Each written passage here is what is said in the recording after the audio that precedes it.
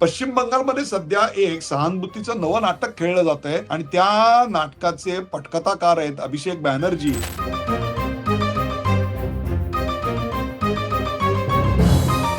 आणि त्या नाटकाच्या निर्मात्या आहेत या तृणमूल काँग्रेसच्या सर्वेसर्वा असलेल्या पश्चिम बंगालच्या माजी मुख्यमंत्री ममता बॅनर्जी. होय, अतिशय उद्धट, माज आणि सत्तेचा दर्प असलेला मुस्लिम लांगुल चालनाचा आणि येन केन प्रकारे दहशत वापरून आपली सत्ता कायम ठेवण्याचा हा वारसा आणि तो वारसा पुढे चालवणारी व्यक्ती कोण असेल तर ती म्हणजे अभिषेक बॅनर्जी. आता हे सगळं तुमच्याशी बोलायचं कारण म्हणजे एक गोष्ट घडली आणि ती म्हणजे सोनापूर नावाचा एक पश्चिम बंगालमध्ये भाग आहे, तिथे एक कार्यकर्ता होता. त्या कार्यकर्त्याचा अकाली मृत्यू झाला. त्याच्या दर्शनाला, त्याच्या काय समाचाराला, त्याच्या कुटुंबाला भेटायला अभिषेक बॅनर्जी यांनी तृणमूल काँग्रेसचे नेते म्हणून जाणं याच्यात काहीच वावगं नाही. दोन गोष्टी मी तुम्हाला सांगतो. एक तर पहिली गोष्ट, त्यांच्या कुटुंबाशी अभिषेक बॅनर्जी यांनी वर्तन जे केलं त्या वर्तनाचे व्हिडिओ आलेले आहेत आणि ते वर्तन हे कुठेही माणुसकीला धरून संवेदनशीलतेचं प्रतीक आहे असं वाटत नाही. अरुंद गल्ली होती आणि तिथून येताना त्यांचे सुरक्षा रक्षक त्यांच्या बरोबर होते. आता त्याच वेळा त्यांच्यावर हल्ला झाला. त्यांच्या कपड्याची झटापट करण्यात आली, त्यांना सडकी अंडी फेकण्यात आली, त्यांच्यावर चप्पलांनी मारहाण करण्यात आली. महिला अर्वाच्य भाषेत त्यांच्याशी बोलत होत्या. त्या बंगाली भाषेत नेमक्या काय बोलत होत्या आपल्याला कळायला मार्ग नाही, पण निश्चितच स्तुतीसुमन किंवा अभिषेक स्तोत्र वगैरे काही त्या गात नव्हत्या. त्या नक्कीच त्यांना शिव्या घालत होत्या. म्हणजेच मागच्या वेळेला पायाला फ्रॅक्चर घेऊन त्याच्यावर एक प्लास्टर लावलेल्या अवस्थेत खेला उभे म्हणून जो काही सहानुभूतीचा महासागर उसळवायचा प्रयत्न केला होता आणि त्याला यशही आलं होतं ममता बॅनर्जींना, तसं आता काही लपवण्याकरता म्हणून नाटक केलं जात आहे का अशी मला शंका यायला लागली. याचं कारण त्यांच्या डोक्यावर एकदम हेल्मेट ठेवलेलं मी पाहिलं. आता कुठली सिक्युरिटी एक एक्स्ट्रा हेल्मेट ठेवायला घेऊन येते मला कळत नाही, पण ते सिक्युरिटीचं हेल्मेट तिकडे कसं काय आलं हे कळत नाही. नमस्कार, द उदय निरुडकर शो मध्ये आपल्या सगळ्यांचं मनपूर्वक स्वागत. प्रेक्षको, मराठी भाषेला, मराठी मातीला आणि महाराष्ट्राला नाटकाची एक फार मोठी परंपरा आहे. तशीच ती पश्चिम बंगालला, बंगाली भाषेला नाटकाची फार मोठी परंपरा आहे. फक्त तिकडे नाटकाला जत्रा असं म्हटलं जातं. अर्थात उत्तम कलावंत, उत्तम अभिनय जर पाहायचा असेल तर आपल्याला पश्चिम बंगालमधल्या अनेक कलावंतांचा उल्लेख करावा लागतो.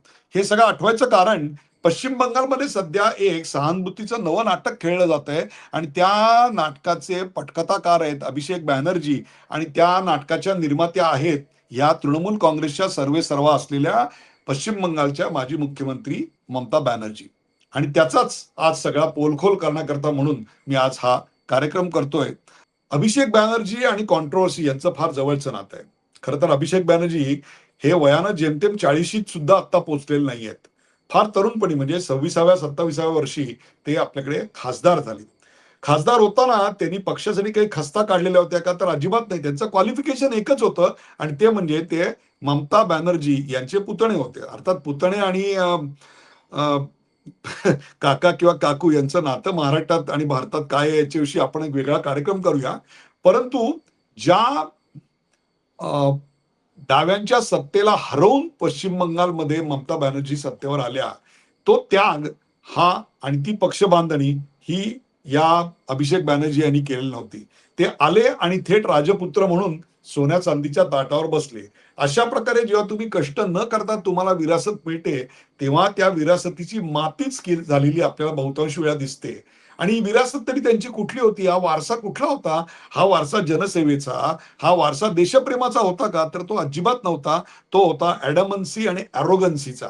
होय, अतिशय उद्धट, माज आणि सत्तेचा दर्प असलेला मुस्लिम लांगुल चालनाचा आणि येन केन प्रकारे दहशत वापरून आपली सत्ता कायम ठेवण्याचा हा वारसा आणि तो वारसा पुढे चालवणारी व्यक्ती कोण असेल तर ती म्हणजे अभिषेक बॅनर्जी. अशी पश्चिम बंगालची गेल्या 20 वर्षातली, 15-20 वर्षातली अवस्था होती. प्रथम ममता वादग्रस्त आणि त्यानंतर वादग्रस्त कोण असेल तर त्या म्हणजे तृणमूल काँग्रेस आणि त्याच्यात भर पडली ती म्हणजे अभिषेक बॅनर्जी यांनी. अभिषेक बॅनर्जी यांच्यावर ममता दीदी एवढ्या अवलंबून होत्या की संपूर्ण पक्षाचं अर्थकारण आणि त्याचं बाहुबलीकरण जर करायचं काम कोणी केलं असेल तर ते अभिषेक बॅनर्जी यांनी केलं. नुसतं एवढंच नाही, भाषा तर एवढी विषारी, विखारी आणि तुम्हाला सांगतो सत्तेचा एवढा दर्प असणारी, पुढे मी तुम्हाला त्याची काही उदाहरणं सांगेल, संताप येईल, तिडीक डोक्यात जाईल अशा प्रकारे वक्तव्य करणारी, आमच्या सत्तेचा सूर्य कधी पश्चिम बंगालमधून आमच्या डोक्यावरनं कधी मावळणारच नाही असा दर्प असलेली ही माणसं. आणि याचंच त्यांना आजपर्यंत यश मिळत होतं. माटी माणूस याच्या आवरणाखाली जय श्रीराम म्हणायला सुद्धा परवानगी नव्हती. अशा प्रकारची दहशत होती. म्हणजे एकीकडे जगन्नाथाचं देऊळ बांधायचं पश्चिम बंगालमध्ये आणि दुसरीकडे श्रीराम म्हटला म्हणून लोकांना फटकावून काढायचं, संदेशखाली करायचं, मुर्शिदाबाद करायचं, मालदा करायचं, घुसखोर आणायचे, लांगुल चालन करायचं अल्पसंख्याकांचं. असं राजकारण करत ममता दीदीने आतापर्यंत आपली सत्ता टिकवून ठेवली होती. केंद्र सरकारची एकही कल्याणकारी योजना राबवू द्यायची नाही. केंद्र सरकारच्या विरुद्धचा असंतोष म्हणजेच बंगाली अस्मिता अशी काहीतरी मांडणी करायची आणि त्याला अभद्र लोक बळी पडले आणि त्या अभद्र लोकांचा पगडा भद्र लोकांवर आणि निवडणुकीतला हिंसाचार आणि भ्रष्टाचार आणि दहशत एवढी की गल्ल्यांच्या तोंडावर बांबू टाकलेले, निवडणुकीच्या अख्ख्या दिवसात कोणाला घराच्या बाहेर पडायची परमिशन नाही आणि व्होटिंग कंप्लीट झालं की तुमचं व्होटिंग पडलेलं असतं आणि मग तुम्हाला घराच्या बाहेर येता येतं. अशा प्रकारचा सर्रास भ्रष्टाचार होता. पण एकदा हा भ्रष्टाचाराचं आणि दहशतीचं जे तुम्हाला कव्हर होतं ते कव्हर गेल्यानंतर मात्र आमच्या पराभवाला तुम्हीच जबाबदार आहेत ही भावना हरलेल्या आमदारांमध्ये आणि आमचे कष्ट आणि श्रम तुम्ही वाया घालवलेत ही भावना कार्यकर्त्यांमध्ये पसरली आणि आतापर्यंत जी दहशत आणि जी गुंडागर्दी तुमचं सर्वात मोठं बलस्थान होतं तेच तुमचं कमकुवत स्थान बनायला लागलं आणि हे सगळं एका निकालाने 4 मेच्या घडलेलं आहे. जनता वाटच बघत होती. कार्यकर्ते एक प्रकारे वाटच बघत होते. कारण सत्ता अमर्याद होती, दहशत अमर्याद होती. पण एकदा का सत्तेची झूल उतरली आणि एकदा का सत्तेची पालखी खाली ठेवली की तुम्हाला तुमची खरी ओळख कळते आणि कार्यकर्ते तुम्हाला तुमची जागा दाखवून देतात. मी असे अनेक राजकारणी बघितलेत की ज्यांच्या ज्यांच्या दरबारात हजार हजार, 1200, 1500 लोक दिवसभर राबायची आणि एकदा का सत्ता गेली की तुम्हाला सांगतो बाहेर 4 चपला यांच्या घराबाहेर दिसत नव्हत्या. अशी परिस्थिती मी महाराष्ट्रातल्या अनेक राजकीय नेत्यांवर पाहिलेली आहे. परंतु ममता दीदी यांची गोष्ट वेगळी होती. अभिषेक बॅनर्जी यांची गोष्ट वेगळी होती. त्यांच्याकडे एक अमर्याद सत्ता आणि एक प्रकारे भ्रष्टाचार आणि दहशतवादाचं एक अफलातून कॉम्बिनेशन होतं. आता हे सगळं तुमच्याशी बोलायचं कारण म्हणजे एक गोष्ट घडली आणि ती म्हणजे सोनापूर नावाचा एक पश्चिम बंगालमध्ये भाग आहे. तिथे एक कार्यकर्ता होता. त्या कार्यकर्त्याचा अकाली मृत्यू झाला. अर्थात हा मृत्यू अकाली नव्हता, तर त्याला ड्रग्सचं व्यसन होतं आणि त्यामुळे त्याच्या अतिसेवनामुळे त्याचा मृत्यू झाला असं स्थानिक प्रशासन आणि पत्रकारांनी मला सांगितलेली माहिती आहे. अर्थात या वादात मी आता जाऊ इच्छित नाही.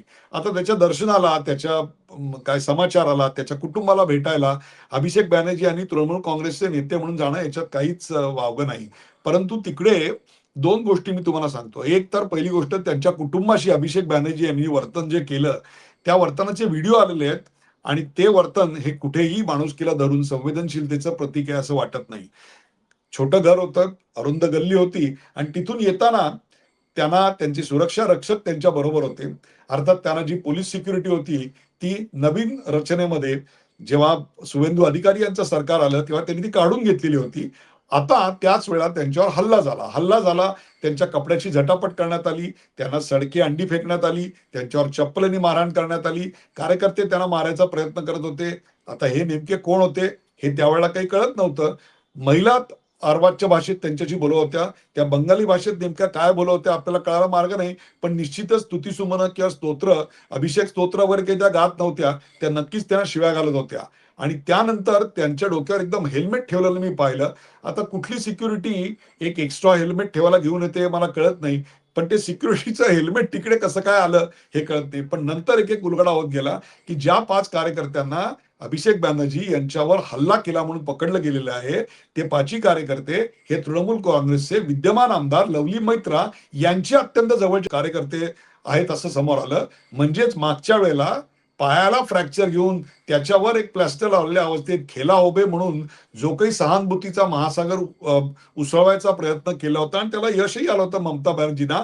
तसं आता काही लपवण्याकरता म्हणून नाटक केलं जातंय का अशी मला शंका यायला लागली. याचं कारण ज्या हॉस्पिटलात त्यांना ऍडमिट केलं होतं अभिषेक बॅनर्जींना, त्या हॉस्पिटलनी तुम्हाला काही फारशी दुखापत झालेली नाहीये, वेदनाशामक गोळ्या घ्या आणि घरी जा असं सांगितल्यानंतर तिकडे छाती पिटत ममता बॅनर्जी गेल्या आणि एक प्रकारे हे शासन हे शासक हत्यार आहे असं त्यांनी विधान केल्यानंतर मला ते स्वतःचं वर्णन करतायत की काय असं वाटलं. कारण संदेश खलीमध्ये त्यांनी काय केलं, मुर्शिदाबादमध्ये काय केलं, मालड्यामध्ये काय केलं. मालड्यामध्ये तर तुम्हाला मी सांगतो, सुप्रीम कोर्टाचे न्यायाधीश तिकडे गेलेले होते, सुप्रीम कोर्टाचे अधिकारी तिकडे गेलेले होते. SIR ची जी प्रक्रिया चालली आहे त्याविषयी काम करण्याकरता सुप्रीम कोर्टाच्या आदेशावरून तेव्हा त्यांच्या गाडीवर आणि त्यांच्या कार्यालयीन जागेवर, निवासस्थानावर त्यांना कोंडून ठेवण्यात आलं. त्यांच्या जीवन मृत्यूचा प्रश्न निर्माण झाला. तेव्हा त्यांना वाचवण्याकरता दस्तूरखुद्द सरन्यायाधीशांना मध्यरात्रीपर्यंत याचना करत इकडून तिकडे अक्षरशः फोनवर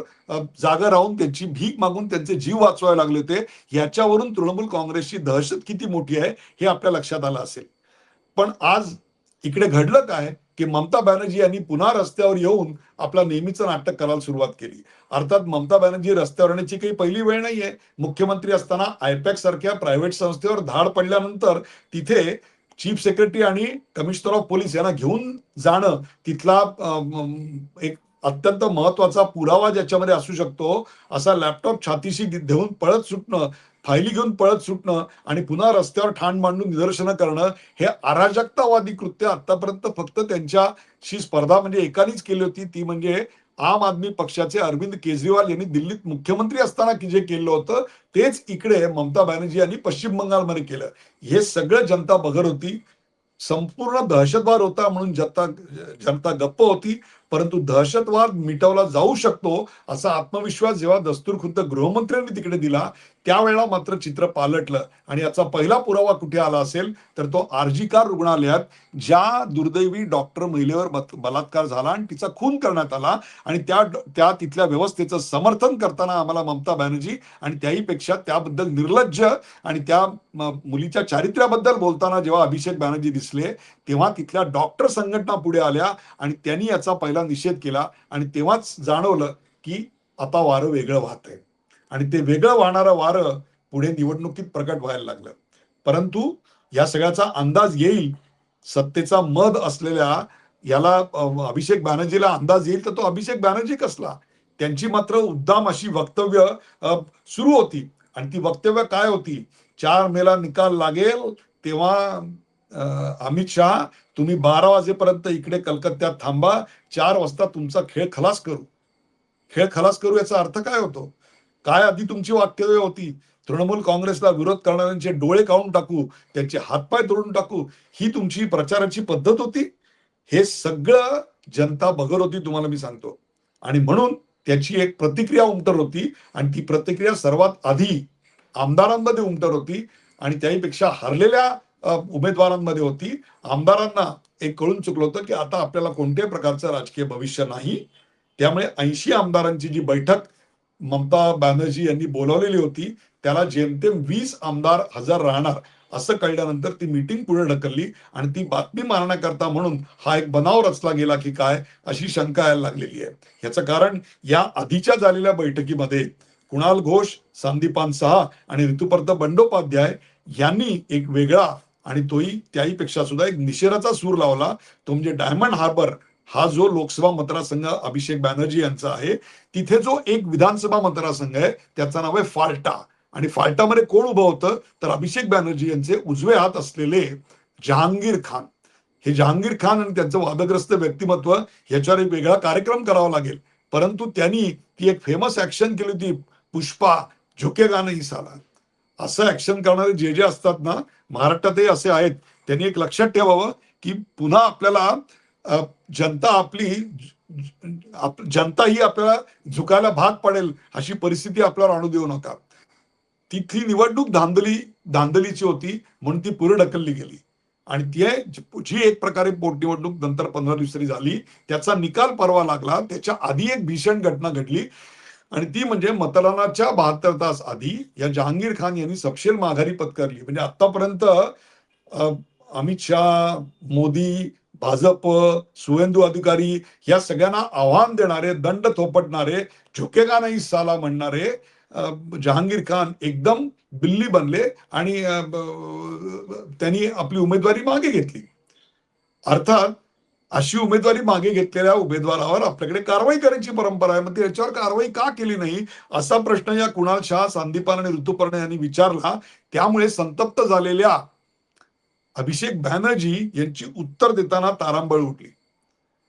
एक तुम्ही लक्षात घ्या की आता दबे हुए सारे आवाज ऊपर आ रहे हैं आणि त्याच्यातून एक वेगळा संदेश जायला लागलेला आहे. आज गल्लीबोळात तृणमूल काँग्रेसच्या आमदारांना लोकांच्या रोषाला बळी पडावं लागतंय. कारण दहशत संपली आहे, अत्याचार दूर झालाय, लोक बोलायला लागले, लोकांच्या तोंडातून लोकशाही बोलायला लागली आहे, तृणमूल काँग्रेसचा तिरस्कार बाहेर यायला लागलाय, अराजकतेचा उच्छाद संपलेला आहे. आणि इतर राज्यातले जे काय म्हणू कुटुंब असणारे जे पक्ष आहेत ना, त्या सगळ्यांसाठी, मग ते उत्तर प्रदेशातले आहेत, महाराष्ट्रातले आहेत, तमिळनाडूमध्ये आहेत, त्या सगळ्यांना ही एक वॉर्निंग बेल आहे की हिंदू विरोध आणि त्याबद्दल येणारा एक अरोगन्स हा आता जनता खपवून घेणार नाही. विशेषतः फाल्टामध्ये जे वोटिंग झालं त्यातून एक गोष्ट क्लिअर आहे की या देशातल्या मतदारांनी आता हिंदुत्वाकडे पूर्णपणे कल दिलेला आहे आणि झुकेगा नाही साला असं म्हणणारा प्रत्येकाला झुकवणारा एकच आहे आणि तो म्हणजे मतदार आहे. त्यांना त्याचं अंतिम महत्व पुन्हा एकदा अधोरेखित होत आहे. तृणमूल काँग्रेसची जी फायनान्शियल ट्रान्झॅक्शन होती ती तर आता रडारवर आलेलीच आहे, परंतु ईडी, सीबीआय, अँटी करप्शन यांच्या रडारवर असणारे हे महाभाग अभिषेक बॅनर्जी आणि त्यांच्या पत्नी यांनी सुप्रीम कोर्टात वाचण्याकरता अर्ज केला. तो सुप्रीम कोर्टाने दाखल सुद्धा करून घेतला नाही. अशा प्रकारे कपाटात ज्यांच्या सांगाड्या आहेत त्यांनी किमान गप्प राहायचं तरी, परंतु सत्तेचा मद इतका की सत्तेवर असताना सुद्धा स्वतःविरुद्धच संप निदर्शन करून दोन्ही बाजूची डबल ढोलकी करणारा आणि टाटाला सिंगूरमधून बाहेर काढणारा, बेरोजगारीच्या आणि आर्थिक अनागोंदीच्या संपूर्ण एका युगामध्ये ढकलणारा हा पक्ष, त्याचा विनाश अटळ होता.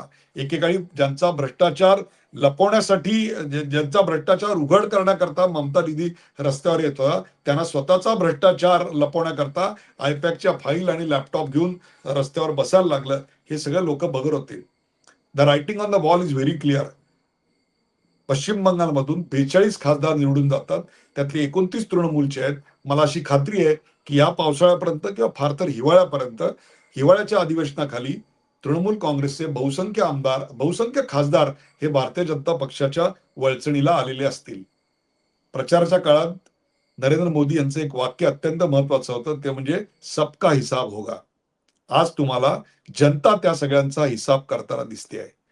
आज तृणमूल काँग्रेसचं राज्य गेल्यानंतर, शुवेंदू अधिकारी आल्यानंतर ते किती वेगानं काम करतायत. तर बांगलादेशची जी बॉर्डर आहे त्या बॉर्डरवरची जागा पश्चिम बंगाल देत नव्हतं. हायकोर्टाने दंड ठोठवल्यानंतरही देत नव्हतं. ती जागा मला अधिकारी जे सांगतायत की 45 दिवसात आम्ही देऊ असं शुवेंदू अधिकारी म्हणले होते, परंतु 30 ते 35 दिवसातच ती जागा हँडओव्हर केली जाईल असं आता स्थानिक प्रशासनाचं म्हणणं आहे. रस्त्यावरचे नमाज पूर्णपणे बंद झालेले आहेत. गुंडगिरी रस्त्यावरची पूर्णपणे बंद झालेली आहे. तृणमूल काँग्रेसचे गुंड कुठे बिळात लपलेत हे दिसत नाहीये. हे जर पहिल्या 30 दिवसात होत असेल तर आता पश्चिम बंगालचं वर्णन करताना मला समर्थ रामदासांच्या त्या ओळींची आठवण होते आणि ती म्हणजे बुडाली ही सर्व पापे, बुडाली ही सर्व पापे हिंदुस्थानी बळावले, बुडाली ही सर्व पापे हिंदुस्थानी बळावले, अभक्तांचा क्षय झाला आनंद वनभुवनी. आता पश्चिम बंगालमध्ये आनंद वनभुवनी असं एक वातावरण आणि असं एक युग निर्माण व्हायला सुरुवात झालेली आहे. हिंदुत्वाचा जागर होतोय. उदंड जाहले पाणी स्नान संध्या करावया आनंद वनभुवनी, अशी अवस्था आता पश्चिम बंगालच्या गल्लीबोळात आपल्याला दिसत आहे. गळाले पळाले मेले, म्हणजे त्या काळात घुसखोरांचं वर्णन रामदासांनी करून ठेवलंय. गळाले पळाले मेले जाले देशोधडी पुढे, गळाले पळाले मेले जाले देशोधडी पुढे, निर्मळ जाहली पृथ्वी. ते पृथ्वीचा अर्थ पश्चिम बंगाल आहे, आपण घेऊया. निर्मळ जाहली पृथ्वी आनंद वनभुवनी. आज पश्चिम बंगालची वाटचाल आनंद भुवनाकडे आहे. त्यातून इतर राज्यांसाठी आणि इतर राज्यांमधल्या अभिषेक बॅनर्जी यांच्यासारख्या उन्मत्त राजकारण्यांसाठी एक फार मोठा संदेश आहे. मला असं वाटतं हा जो हल्ला झालेला आहे तो हल्ला हा एक फार मोठा धडा आहे अशा सर्व राजकीय नेत्यांसाठी की ज्यांची अरेरावी, ज्यांचा माज जनता नक्की उतरवत असते. प्रेक्षको, हा कार्यक्रम तुम्हाला कसा वाटला ते आम्हाला जरूर सांगा. लाईक करा, शेअर करा, सबस्क्राईब करा. एखादा विषय आम्ही घ्यायचा असेल तर तो आम्हाला जरूर सुचवत चला. पाहायला विसरू नका द उदय निरगुडकर शो.